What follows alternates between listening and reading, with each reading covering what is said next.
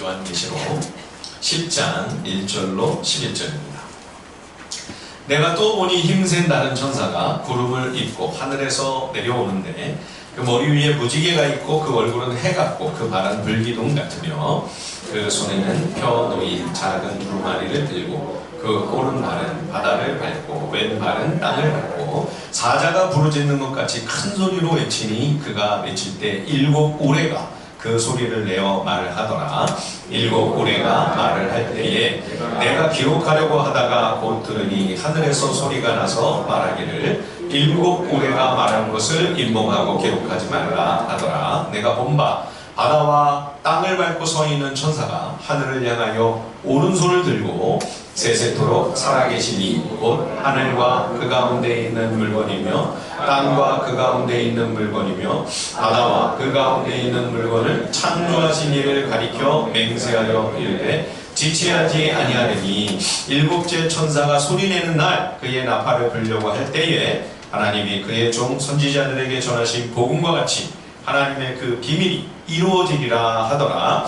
하늘에서 나서 내게 들리던 음성이 또 내게 말하여 이르되 네가 가서 바다와 땅을 밟고 서 있는 천사의 손에 펴 놓인 두루마리를 가지라 하기로 내가 천사에게 나아가 작은 두루마리를 달라 한즉 천사가 이르되 갖다 먹어버리라. 내 배에는 쓰나 내 입에는 꿀같이 달리라 하거늘 내가 천사의 손에서 작은 두루마리를 갖다 먹어버리니 내 입에는 꿀같이 다나 먹은 후에 내 배에서는 쓰게 되더라. 다 함께 그가 내게 말하기를 네가 많은 백성과 나라와 방언과 임금에게 다시 예언하여야 하리라 하더라. 아멘. 오늘 우리가 계시록 10장과 11장 말씀을 살펴보려고 합니다. 오후에는 12장을 우리가 살펴보고요.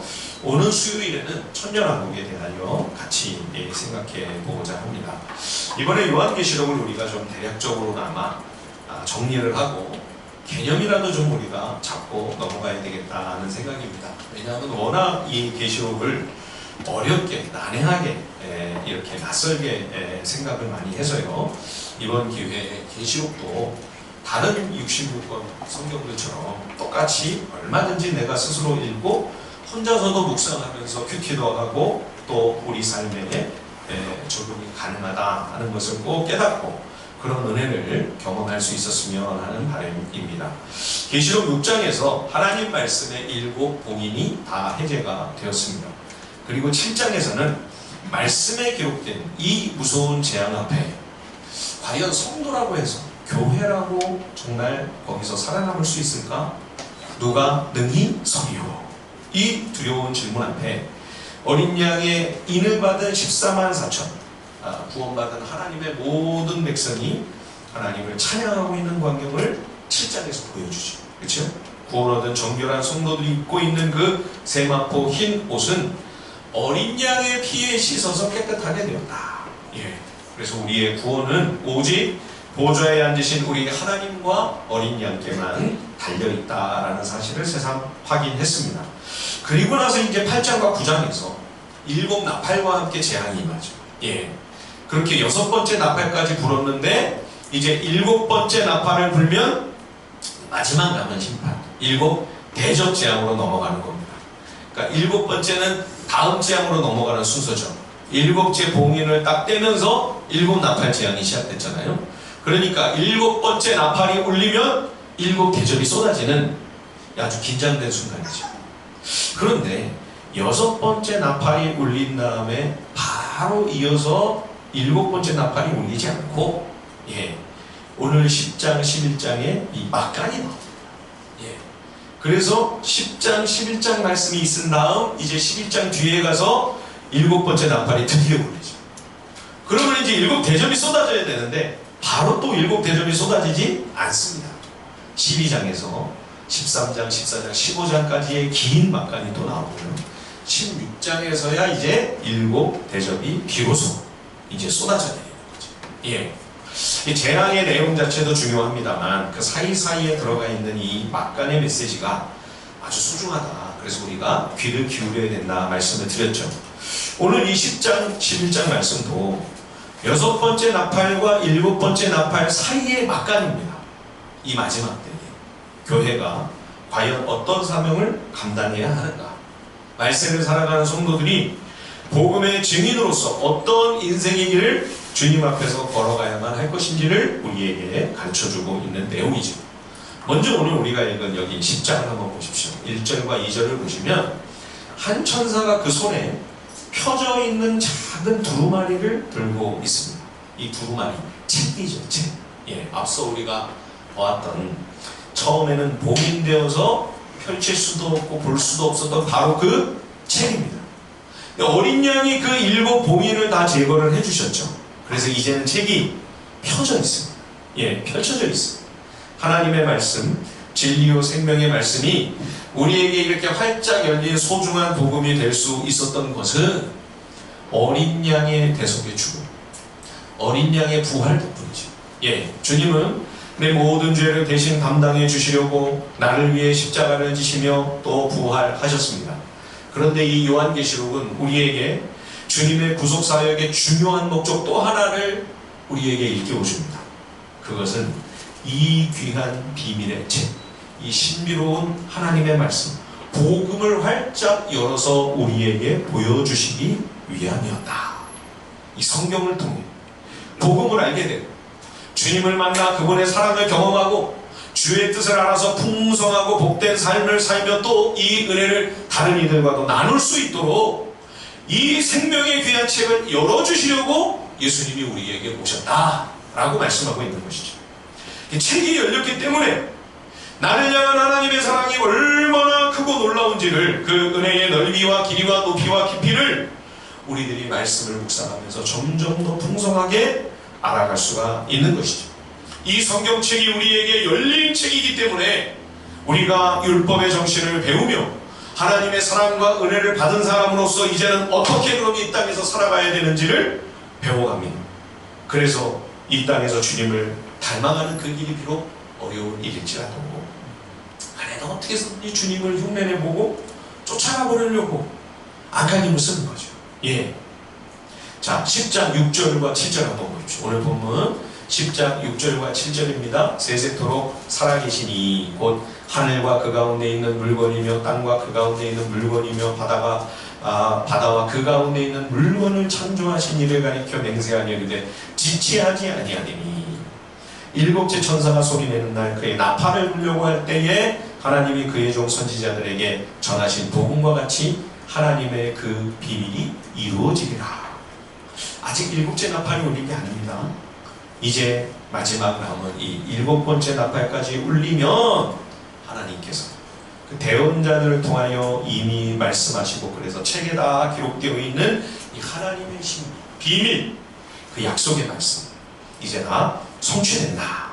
지체하지 아니하리니. 이 지체하지 아니하리니 이 6절 말미에 이 말씀은 그럼 이제 곧 즉시 이루어진다. 그런 의미라기보다는 이제 이 순서만 남았다. 그런 뜻이에요. 우리가 종말론을 이야기할 때마다 이 말세에 대한 성경적 개념을 이게 워낙 우리가 흩어져 있어서요. 이거를 좀 올바로 정리하고 갈 필요를 느끼곤 합니다. 말세는 여러분 시간적 개념이 아닙니다. 말세는 순서의 개념입니다. 그러니까 우리가 이렇게 질문하면 안 돼요. 말세가 언제냐 대체?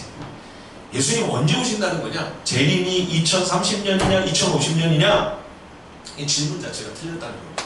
시간으로 자꾸 생각을 하는 거예요. 말세는 시간적인 개념이 아닙니다. 순서의 개념으로 생각하고 접근해야 합니다. 여러분 성경 66권에 기록된 예언들이 다 이루어졌습니다. 그렇죠? 이제 남아있는 한 가지 이루어지지 않은 약속, 주님의 재림뿐이죠. 이 언약이 아직도 성취되지 않고 딱 하나 남아있는 겁니다. 어린 양의 오심, 예수 그리스도의 재림, 이게 한 순서만 남아있는 거예요.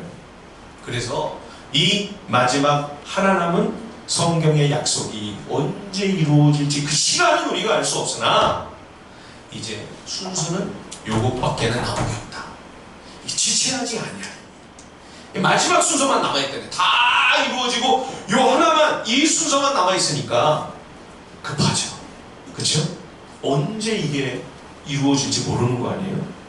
그거를 성경에서는 말세라고 하는 거죠. 그래서 예수님의 초림으로부터 재림까지의 이 기간을 말세라고 성경에서는 이야기한다는 것을 우리가 꼭 기억해야 하겠습니다. 자, 그런데 여러분, 오늘 본문을 보시면 바다와 땅을 밟고 있는 이 천사의 오른손에 이번에도 또 책이 들려 있습니다. 앞서 계시록 5장에서도 비슷한 광경을 우리가 봤죠. 계시록 5장 1절에 보면 내가 보매 보좌에 앉으신 이의 오른손에 두루마리가 있으니 안팎으로 썼고 7인으로 봉하였더라.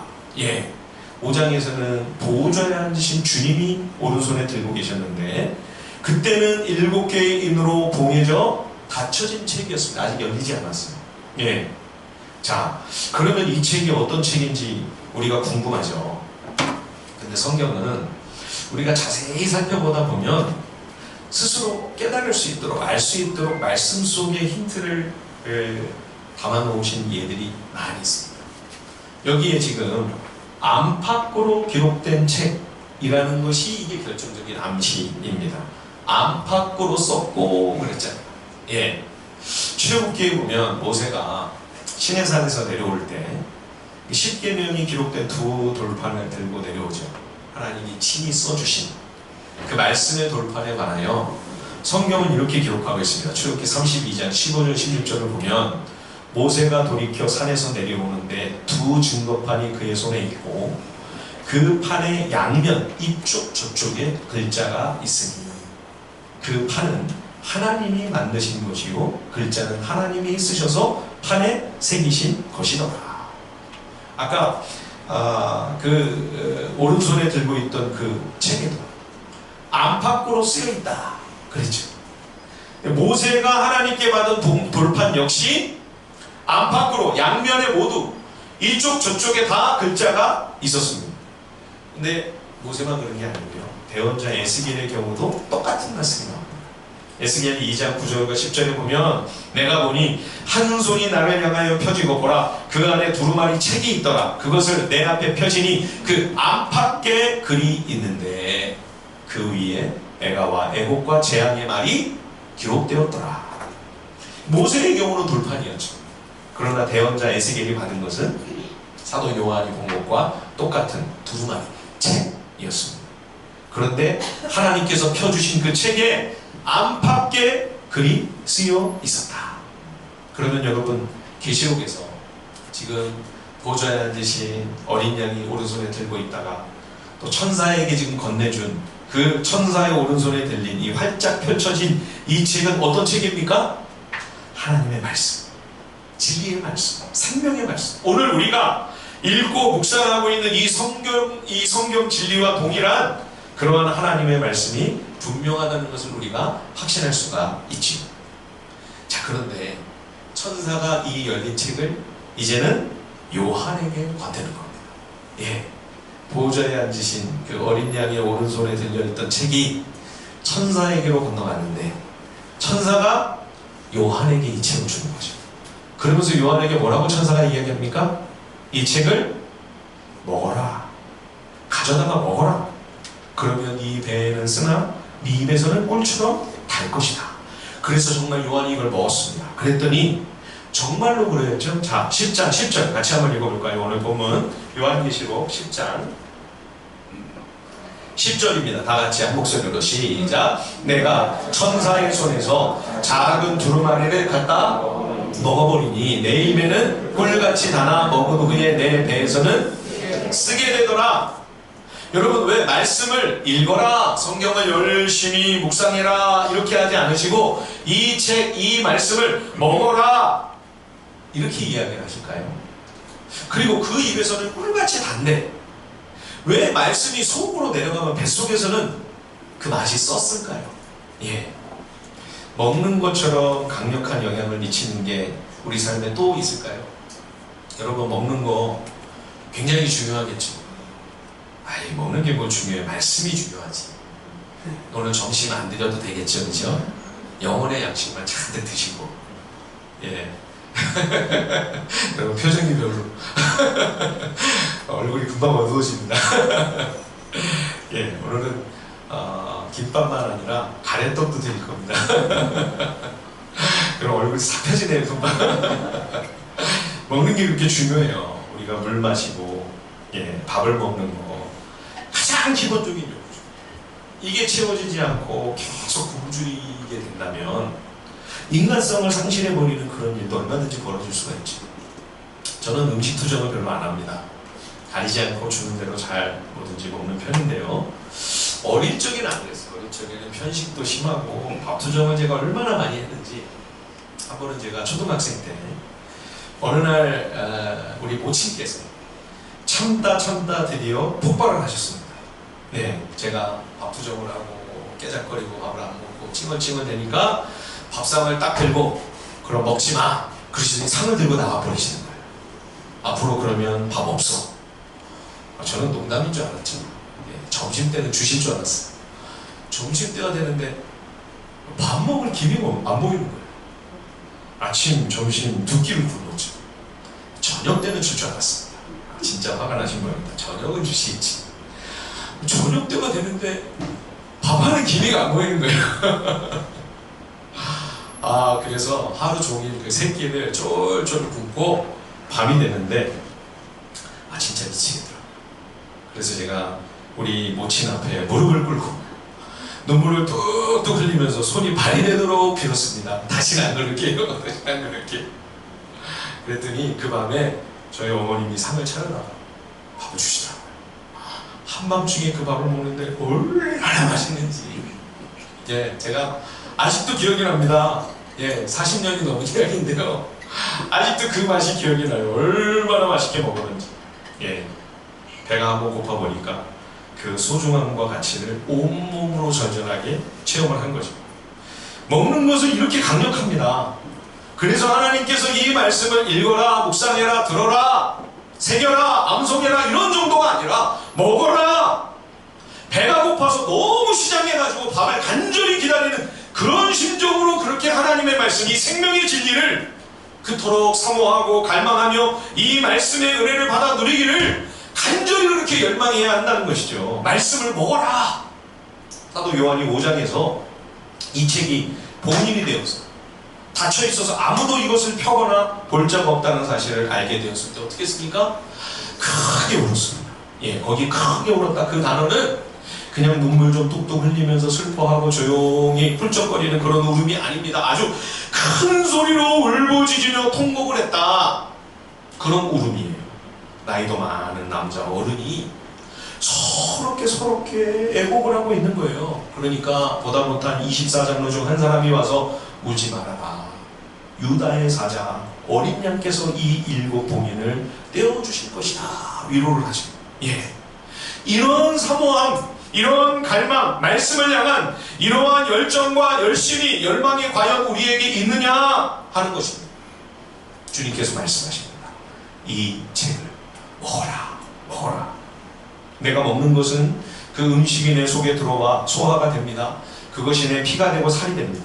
나와 하나가 되고 완전히 내 것이 되고 나와 연합이 되어서 완전한 내가 되는 것이죠. 이 진리의 말씀, 생명의 말씀도 그냥 한 귀로 듣고 흘리거나 머릿속에 그냥 스쳐 지나가는 많은 정보들, 지식들처럼 그렇게 되어서는 안 된다는 것입니다. 이 진리를 굳게 붙들어 순종하며 그대로 살기 위해서 말씀대로 행하려고 몸부림쳐야 되는 것이죠. 잘 안 되지만 넘어집니다. 실패합니다. 실족합니다. 미끄러집니다. 그래도 포기할 수 없습니다. 내 행위로 이것이 열매가 맺어질 때까지 하나님 앞에서 발버둥 쳐야만 되는 것이죠. 성도는 결국 말씀을 살아내야만 하는 존재이기 때문입니다. 그래서 말씀을 먹어라 말씀하시는 거죠. 하나님께서 대언자 에스겔에게도 같은 말씀을 하셨죠. 에스겔 3장에 보면 너는 이 두루마리를 먹고 가서 이스라엘 족속에게 말하라. 그래서 입을 벌리니까 하나님께서 이 책을 먹여주십니다. 그러니까 입에서 달기가 꿀 같았어요. 그런데 이 꿀 같은 말씀이 뱃속에 내려가니까 써요. 그러면 이거 잘못 먹은 거 아닙니까? 상했나 이게? 예? 왜 뱃속에서는 이렇게 배가 막 쓰고 아프지? 그게 아니에요. 잘 먹은 겁니다. 말씀을 달게 먹으면 그대로 순종하며 그 말씀을 따라 믿음의 길을 걸어가려고 할 때 부딪히는 현실이 만만치 않습니다. 들을 때는 은혜가 되고 도전이 되고 감동도 있지만 참 좋을 때가 있지만, 그러나 이 말씀을 삶의 현장에서 진리를 살아내려고 하면 시련과 고난을 감내해야 할 때가 있지요. 그러니 입에서는 달아도 배에서는 쓴 것입니다. 여러분, 우리가 입에서도 달고 배에서도 달다, 이건 문제가 있는 겁니다. 예수 믿으면 무조건 건강해지고 만사가 다 형통하고 세상적으로도 꼭 성공을 거두게 됩니다 라고 하는 식의 세속화된 복음, 번영만을 추구하는 신학, 부자 되고 건강하게 사는 것을 최고의 가치로 여겨서 잘 먹고 잘 사는 것이 신앙의 표대가 되어버린 기복신앙은 입에서도 달았던 그 말씀이 뱃속까지 달아야 된다는 거죠. 철저하게 반성경적입니다. 철두철미하게 비성경적입니다. 전혀 성경적이지 않습니다. 여러분, 잘 분별하십시오. 입에서는 달아도 배에서는 쓴 게 맞습니다. 그것이 하나님의 참된 복음인 거죠.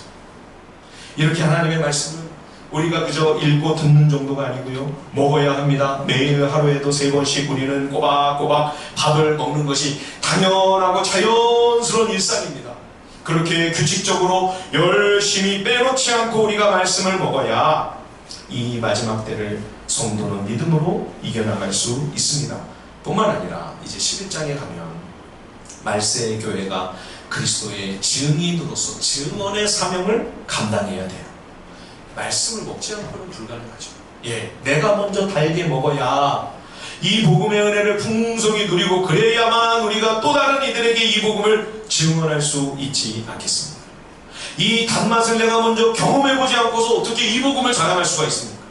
복음의 단맛을 누려야만, 그 선하심을 맛보아 알아야만 쓰디쓰고 고달픈 인생의 길을 신앙으로 승리하면서 그 힘으로 우리가 극복해갈 수가 있는 것이죠.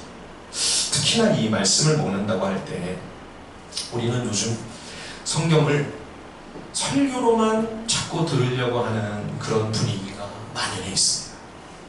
내가 스스로 이 말씀을 읽는다, 특히 계시록 같은 말씀은 내가 먼저 이 본문을 대하고 묵상을 하고 큐티를 한다, 만만치가 않죠. 우리 딸내미가 아빠 요한계시록 왜 이렇게 어려워요? 그래서 제가 새벽마다 우리 말씀을 나누는 방에다가 제가 초대를 했어요. 힘들어도 네가 스스로 이 말씀을 한번 묵상해봐라. 우리가 어릴 적에는 그 요한이 때 이유식을 먹죠. 이유식을 먹다가 이제 크면 밥을 먹어야 됩니다. 어느 순간부터는 밥을 먹습니다. 오늘 우리 동윤이가 이제 함께 예배를 드리니까요, 한번 제가 물어볼까요? 우리 동윤이는 지금 이유식을 먹어요? 밥을 먹어요? 밥을 먹어요. 그렇죠. 동윤이가 됐는데 지금 10살인데 11살인데 이유식 먹는다? 아니, 중학생, 고등학생, 청년인데 이유식을 먹고 있다? 심각하죠, 문제가.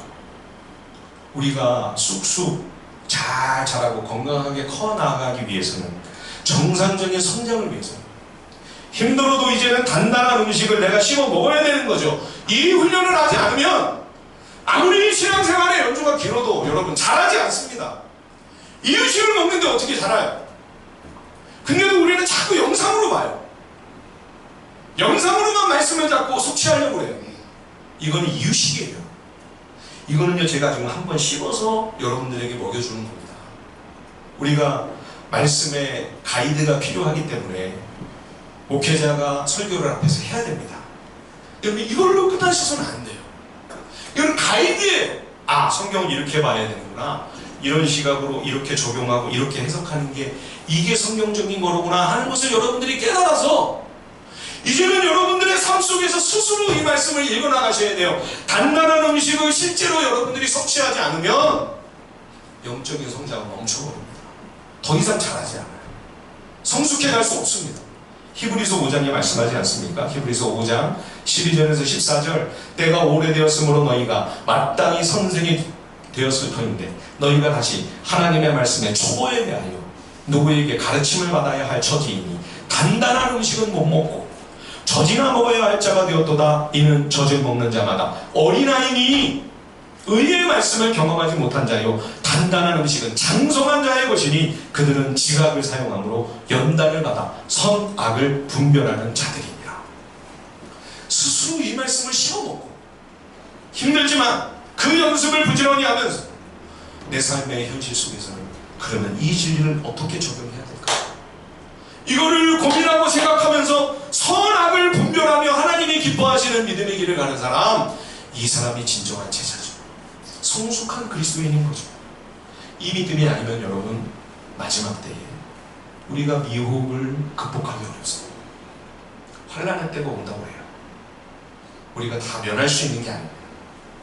여러분 그거를 우리가 통과해서 어린 양의 혼인잔치까지 가려면 장성한 자가 되셔야 합니다. 어린아이의 믿음으로는 안 돼요. 안 돼요. 감당할 수가 없어요. 예.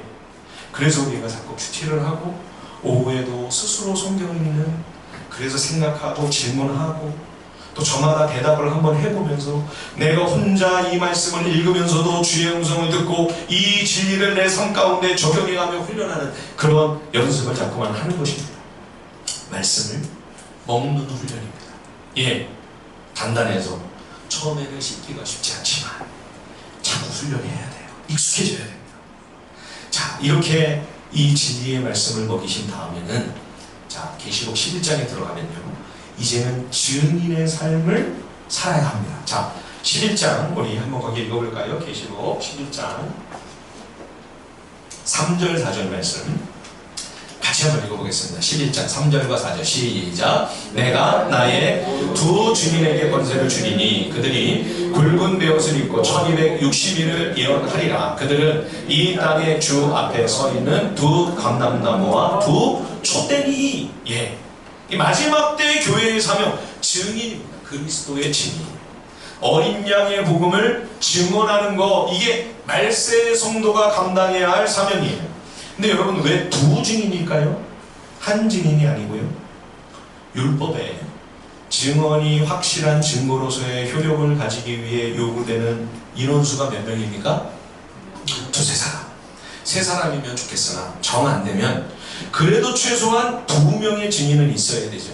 그렇죠? 그래서 주님이 제자들을 전도의 현장으로 파송하실 때 몇 명씩 나갑니까? 예, 둘씩 짝지어 보냅니다. 예, 사전에도 두 감람나무, 두 촛대라고 그러죠. 촛대는 우리가 2장 3장에서 그리스도의 교회라는 사실을 이미 알고 있습니다.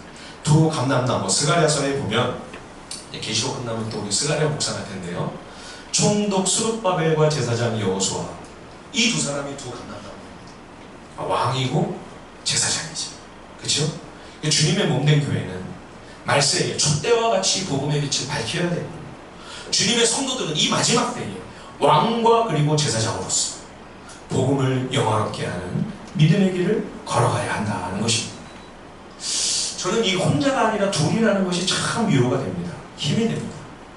홀로일 때는 엘리야같이 아무리 믿음이 좋아도요, 결국은 지쳐 쓰러지고 탈진합니다. 그러나 엘리야에게 주님께서는 네가 혼자가 아니다. 바알에게 아직 입 맞추지 않고 무릎 꿇지 아니한 7,000명을 남겨놓으셨다. 그러시면서 동역자 엘리야를 붙여주시고 또 제자들의 공동체를 주시죠. 예. 그래서 엘리야가 끝까지 낙심하지 아니하고 그 사명의 길을 달려가지 않습니까? 여러분, 신앙은 혼자서는 안 됩니다. 독불장군 안 돼요. 함께 가야 합니다. 그래서 공동체, 이 몸된 교회에 깊이 소속이 되셔야 돼요. 관계를 맺으셔야 돼요. 비록 상처받은 일이 있을지라도. 예. 그렇게 함께 가지 않으면 여러분 믿음의 승리는 불가능한 거예요. 특히 마지막 때에는 더더욱. 자, 그런데 1260일을 복음을 대언해야 된다고 그러죠. 이 계시록에 1260일. 또 다른 표현으로 42달이 또 나오죠. 예. 그리고 대언자 다니엘의 기록에 의하면 한때, 두때, 반때, 3년 반이죠. 다 같은 말입니다. 유대교가 셀류커스 왕조의 그 폭군에게 혹독하게 가장 짓밟히던 당시에 3년 반 동안 꼬박 박해를 당했던 적이 있습니다. 그 역사적 에피소드를 가져온 거예요.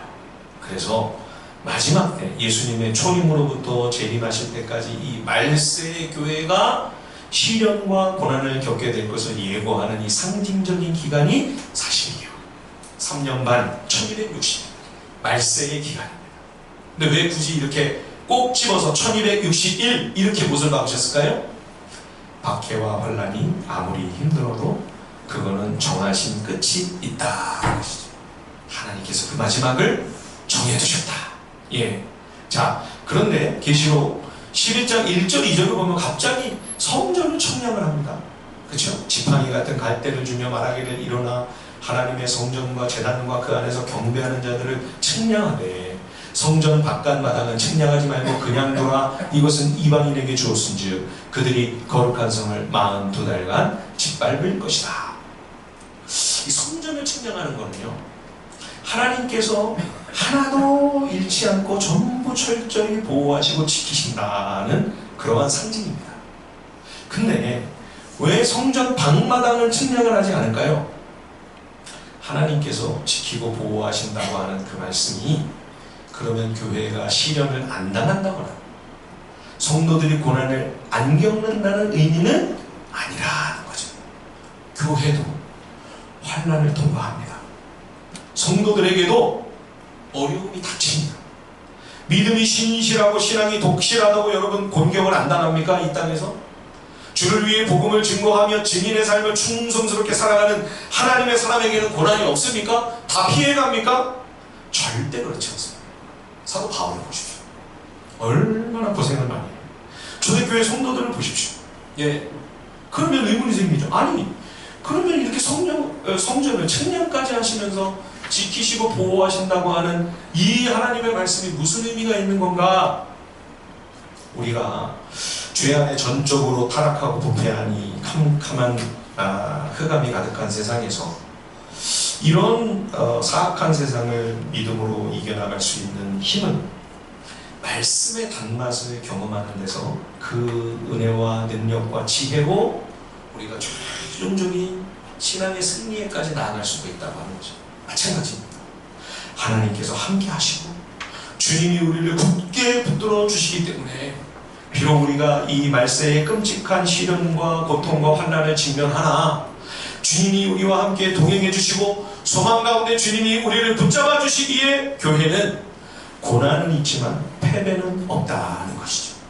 성도에게도 시련은 있지만 그러나 실패가 아니라 승리가 우리에게 정해진 마지막 최종적인 결론이라는 것입니다. 그래서 여기 11장 5절에서 13절까지의 말씀을 쭉 보시면 이 두 증인의 가는 길이 참 험난하죠. 물론 주님께서 은혜도 주시고 능력도 때로는 행하게 하시고 권능도 막 이렇게 행하는 일들이 있지만 그러나 사나운 짐승이 이 두 증인, 이 그리스도의 교회를 끊임없이 흔들고 막 싸우려고 덤벼듭니다. 심지어 이 증인들을 이깁니다. 죽이기까지 합니다. 증인들이 죽임을 당한 이 도시, 영적으로 애굽이라고도 하고 소돔 고모라라고도 하는데 8절에 보시면 거기가 바로 어린 양 예수님이 십자가에서 못 박히신 곳이다.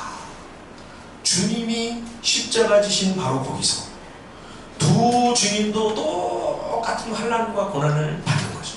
예, 이 두 증인을 죽인 세상이 다 기뻐합니다. 10절에 보시면 이 두 선지자, 두 증인이죠.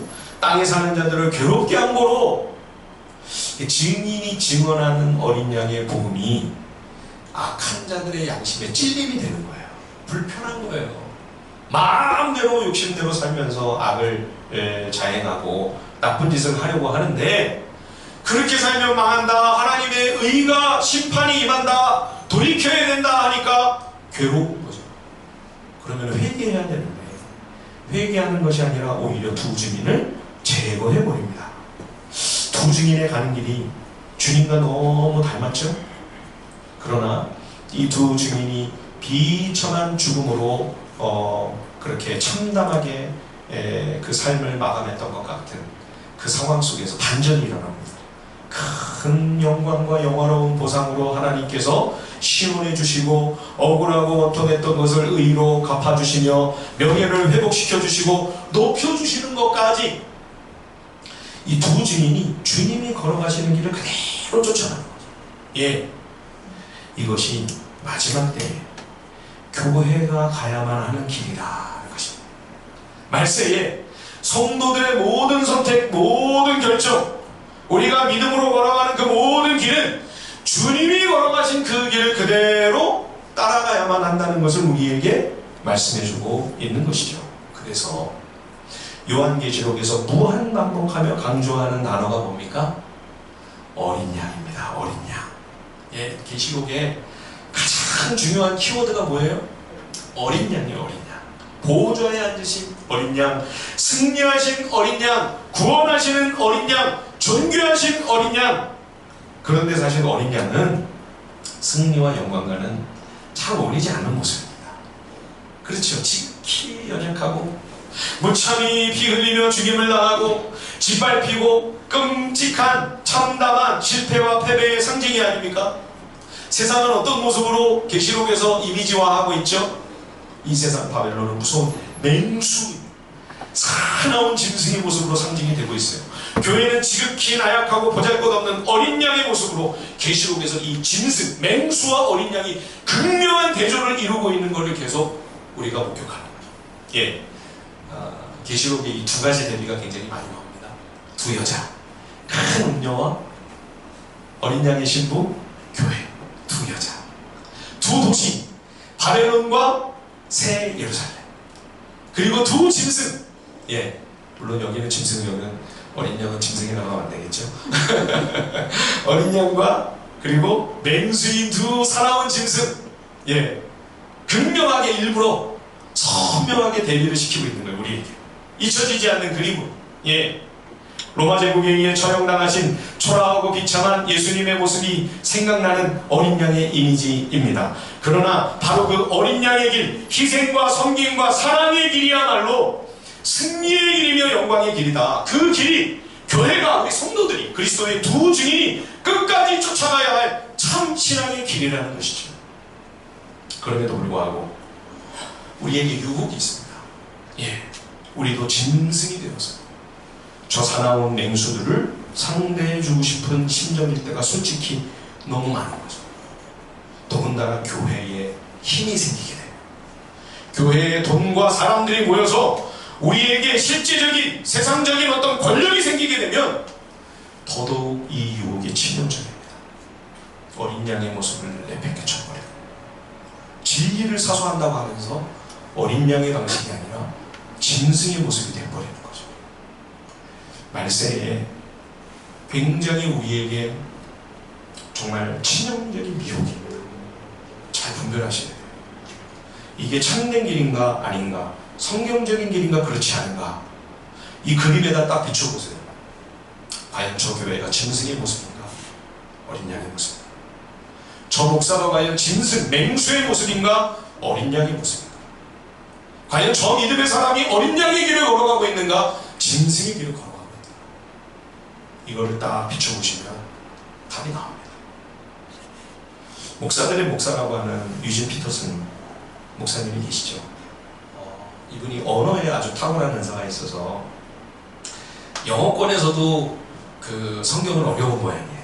예, 영어 성경도 어려운 모양이에요. 그래서 좀 더 쉽게 이 성경을 성도들에게 가까이 다가갈 수 있게 한다고 해서 그 메시지라고 하는 성경을 이분이 발간을 했는데 우리나라에도 번역이 됐죠. 이분의 회고록을 제가 읽었는데 굉장히 재밌습니다. 그 어린 시절의 이야기를 한 대목 소개를 해주는데요. 게리슨이라고 하는 그 아주 못된 친구가 있었는데 늘 이 유진을 괴롭히는 거예요. 계집애 같다고 그러면서 계속 놀리고 때리고 괴롭히고, 어머니한테 얘기를 하니까 어머니가 신앙이 너무 독실하신지라 네가 인내하고 참고 견뎌야 되지 않겠나, 유진아 사랑으로 이겨내야지, 이제 초등학생인데 감당도 못할 얘기를 하는 거죠 막. 그래서 도움을 전혀 받지 못하고 계속 괴롭힘을 나가다가 친구들하고 이제 어느 날 집에 오는데 이 게리슨이 또 괴롭히는 거예요. 드디어 폭발을 했습니다. 근데 막상 부딪혀보니까 자기가 등치도 더 크고 게리슨보다 힘이 더 센 거예요. 둘 다 놀랐죠. 유진도 놀라고 게리슨도 놀라고. 이 애를 때려 눕혔어요. 예.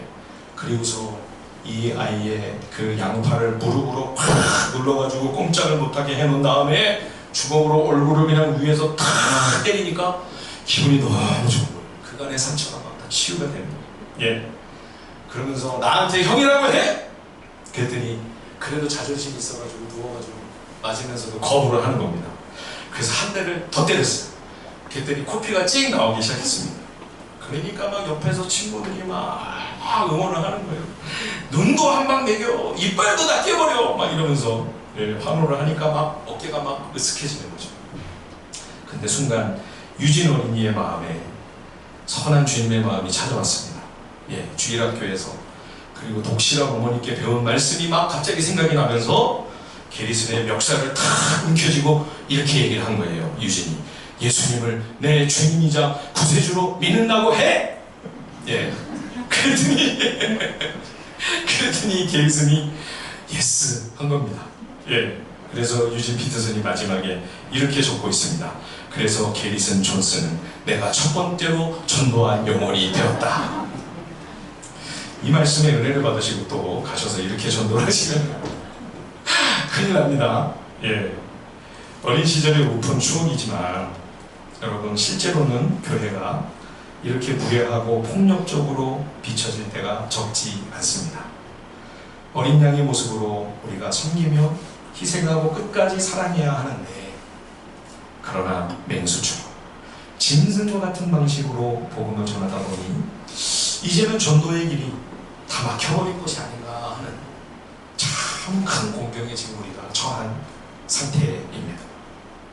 모세가 여러분 광야에서 40년이 지나 늙고 힘 빠진 초라한 목동일 때보다 그 40년 전에 젊고 유능했던 그 이집트의 왕자였을 때가 이스라엘 백성의 구원을 위해 그가 기여할 수 있는 일들이 훨씬 더 많지 않았을까요?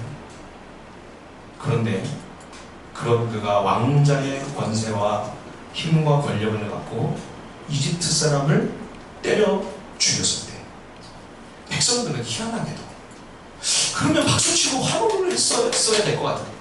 아, 당신이 우리 지도자가 돼서 이제 이집트를 뒤집어 엎고 우리가 탈출합시다. 약속의 땅으로 갑시다. 그래야 됐을 것 같은데 전혀 모세를 추종하지 않아요. 왜 그랬을까요? 모세에게서 이집트 왕 파라오에게 보았던 똑같은 무자비한 폭력과 무지막지한 힘을 보았기 때문이죠. 그걸 다 내려놓고 40년 동안 그 애국부를 다 빼고 겸손과 온유와 섬김으로 헌신했을 때 하나님께서 모세를 통해 역사하실 수가 있습니다. 그 전에 모세는 하나님이 쓰실 수가 없었어요. 하나님의 능력과 영광이 그런 모세를 통해 나타날 수가 없었어요. 여러분, 교회는 어린 양의 십자가로 말미암아 구원을 받은 공동체. 그러니 우리는 마땅히 어린 양의 길을 걸어가야 합니다. 성도가 어린 양을 통해 생명을 받아 구원을 누리면서 짐승의 길을 가겠다고 한다면 맹수의 방법과 세상의 방식으로 우리가 살아남겠다고 이기겠다고 한다면 그것은 성경적인 길도 아니고 구원에 이르는 참된 믿음의 길도 될 수 없습니다. 초대교회는 어린 양처럼 무기력하게 짓밟히고 학대당하고 감옥에 갇혔습니다. 때리며 맞았습니다. 맹수의 밥이 되었습니다. 불태워져 화형을 당했습니다. 그러나 그 어린 양의 길은 예수 그리스도가 걸어가신 것처럼 실패와 멸망의 길이 아니라 결국은 영원한 승리와 영광이 되었음을 보여주는 책이 계시옵니다. 우리가 어린 양처럼 이 땅에서는 너무나 초라해 보이고 보잘것없어 너무나 누추하고 남루한 모습처럼 그렇게 스스로도 생각될 수 있을 때가 많이 있을지라도 그러나 그 길은 틀린 길이 아니다. 실패의 길이 아니다. 이 길은 멸망의 길이 아니라 결국에는 그리스도가 우리에게 보여주신 것처럼 보좌에 앉으신 그 어린 양이 우리에게 보여주고 있는 것처럼 이 길이야말로 오직 유일한 승리와 영광의 길이라는 것을 갖춰주는 책이 바로 이 요한계시록인 것입니다. 저와 여러분들이 이 마지막 때에 어린 양의 길을 그대로 따라갈 수 있는 그러한 두 증인의 사명을 감당한 복된 하나님의 사람들이 다 되실 수 있기를 우리 주님의 이름으로 축원드립니다. 우리 시간 함께 찬양하고요.